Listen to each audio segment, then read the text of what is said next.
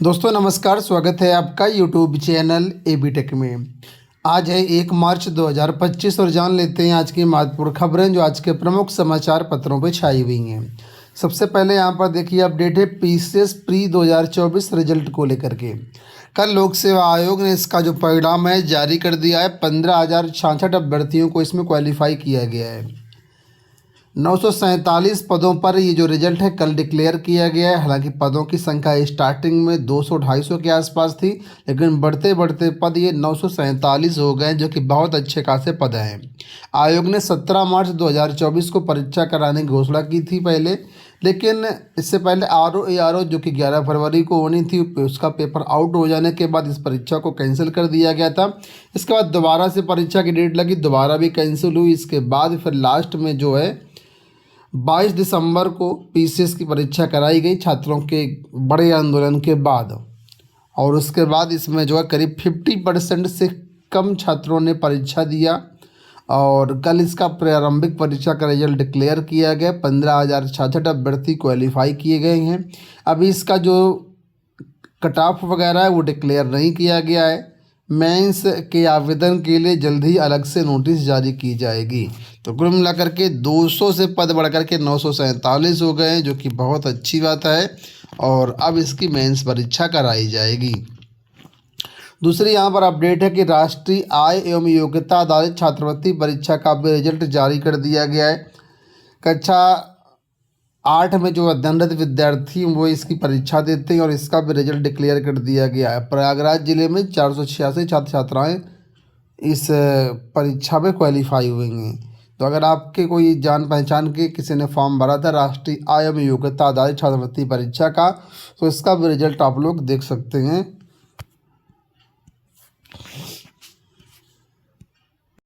यहाँ देखिए Delhi high court के फैसले के बारे में अपडेट है कि सभी स्कूलों पर यह लागू होगा। सीटेट पास करने वाले ही पढ़ा सकेंगे।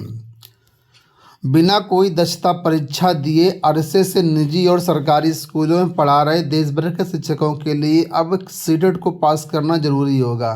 दिल्ली हाई कोर्ट ने अपने महत्वपूर्ण आदेश में कहा कि कोई भी शिक्षक इस पात्रता परीक्षा को पास किए बगैर अपनी सेवा आगे बरकरार नहीं रख पाएगा। हाईकोर्ट के आदेशानुसार नई नियुक्तियों में भी इस नियम का पालन करा जाना जरूरी होगा। हाईकोर्ट का यह आदेश देश भर के तकरीबन 5 लाख शिक्षकों पर असर डाल सकता है। मुख्य न्यायाधीश देवेंद्र कुमार उपाध्याय और न्यायमूर्ति तुषार राव गडेला की पीठ ने राष्ट्रीय अध्यापक शिक्षा परिषद यानी एनसीटी को कहा है कि 4 सप्ताह के भीतर देश भर में इस परीक्षा के आयोजन की योजना बनाएं। कार्ययोजना की विस्तृत जानकारी एक हलफनामे के तौर पर पीठ के समक्ष पेश की जाए। तो कुल मिलाकर के एनसीटी को आदेश दिया गया है कि कोई भी शिक्षक अगर बिना सीटेट के पढ़ा रहा है तो अवैध रहेगा, चाहे वो प्राइवेट शिक्षक हो चाहे सरकारी शिक्षक को सीटेट पास करना जरूरी होगा। बिना सीटेट वाला नहीं पढ़ा पाएगा। तो 5 लाख शिक्षकों पर इसका कोर्ट का असर पड़ेगा। 14 मई को मामले की अगली सुनवाई यहाँ पर होनी है।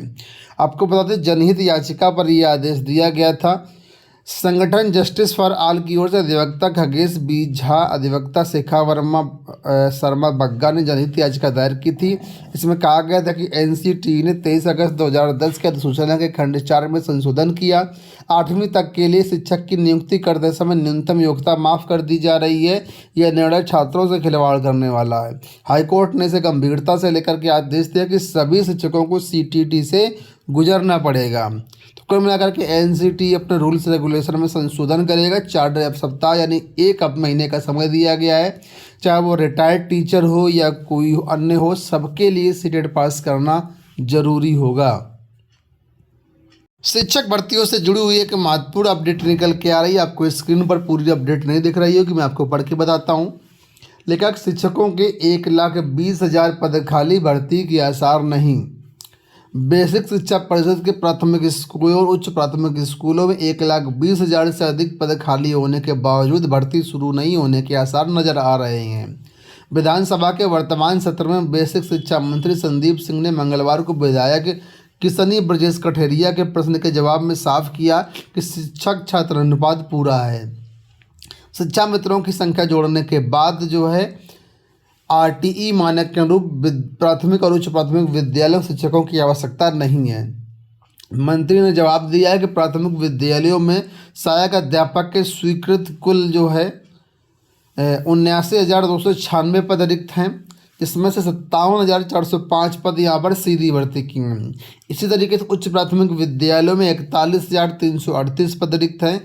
ये सारे पद पदोन्नति के हैं। तो कुल मिलाकर छात्र शिक्षक अनुपात पूरा, इस वजह से यहाँ पर भर्ती नहीं करने के लिए मंत्री जी ने कहा है। यहाँ पर देखिए, चयन आयोग को नहीं भेजे रिक्त पद। बेसिक शिक्षा विभाग के अफसर लंबे समय से परिषदीय स्कूलों में छात्र शिक्षक अनुपात मानक के अनुसार पूर्ण बता रहे हैं। यही कारण है कि नवगठित उत्तर प्रदेश शिक्षा सेवा चयन आयोग को रिक्त पदों का ब्यौरा नहीं भेजा जा रहा है। परिषदीय विद्यालयों में 2018 के बाद से कोई नई भर्ती नहीं आई है। डीएड प्रशिक्षण पूरा कर चुके बेरोजगार नौकरी का इंतजार कर रहे हैं, लेकिन विभाग भर्ती निकालने को तैयार नहीं है। नवगठित आयोग के अध्यक्ष प्रोफेसर कीर्ति पांडे ने 2 बार सभी अफसरों के साथ बैठक करके रिक्त पदों का ब्यौरा मांगा है, लेकिन बेसिक शिक्षा विभाग और इसकी कोई जानकारी जो है नहीं दे रहा है। इसके साथ ही आपको बता दें, कल छात्रों ने एक्स पर यानी ट्विटर पर, जिसका नाम पहले हुआ करता था, यहाँ पर टीजीटी, पीजीटी और एलटी गेट भर्तियों के लिए युवा मंच की अगुवाई में ये जो कैंपेन चलाया, इसमें टीजीटी, पीजीटी, एलटी ग्रेड के 34,500 पदों पर जल्द से जल्द भर्ती निकालने की मांग की। यहाँ देखिए अपडेट है कि बेरोजगारी मुद्दे पर सपा का सदन से वॉकआउट। उत्तर प्रदेश विधानसभा में बेरोजगारी के मुद्दे पर समाजवादी पार्टी सदस्यों ने वॉकआउट किया। सपा का कहना था कि सरकार रोजगार नहीं दे रही है और संविदा भर्ती में भी आरक्षण का पालन नहीं कर रही है। इस पर संसदीय कार्य मंत्री सुरेश खन्ना ने कहा कि मैन पावर में आरक्षण लागू है और भाजपा सरकार इसकी हमेशा पक्षधर रही है, लेकिन विशिष्ट काम के चयन में आरक्षण लागू नहीं हो सकता है। श्रम मंत्री अनिल राजभर ने कहा कि योगी सरकार में 7.5 लाख लोगों को सरकारी नौकरी दी गई है। राज्य में बेरोजगारी दर घट करके 3% तक पहुंच गई है। ये राष्ट्रीय औसत से भी कम है। तो कुल मिलाकर के भाजपा ने कहा कि हम बहुत नौकरी दिए, 7.5 लाख सरकारी नौकरी दे चुके हैं। और सपा इस मुद्दे पर काफ़ी गर्म दिखी और जो इस पर सपा का जो है वॉकआउट हुआ।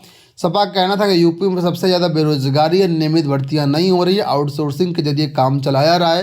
तस्वीरें आप लोग यहां पर देख ही सकते हैं, कल की अपडेट है।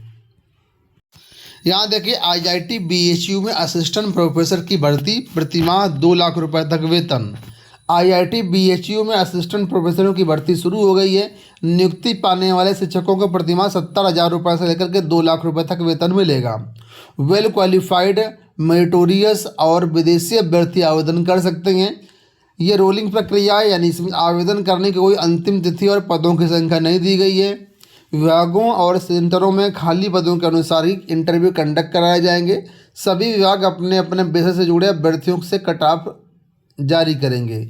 असिस्टेंट प्रोफेसर ग्रेड 1, ग्रेड 2 के पद भरे जाने हैं। इन्हें वेतन के साथ केंद्र सरकार के मानकों के ही आधार पर कई तरह के वेतन भत्ते और मेडिकल सुविधाएं दी जाएंगी। 1 साल का प्रोबेशन पीरियड यहाँ पर रहेगा।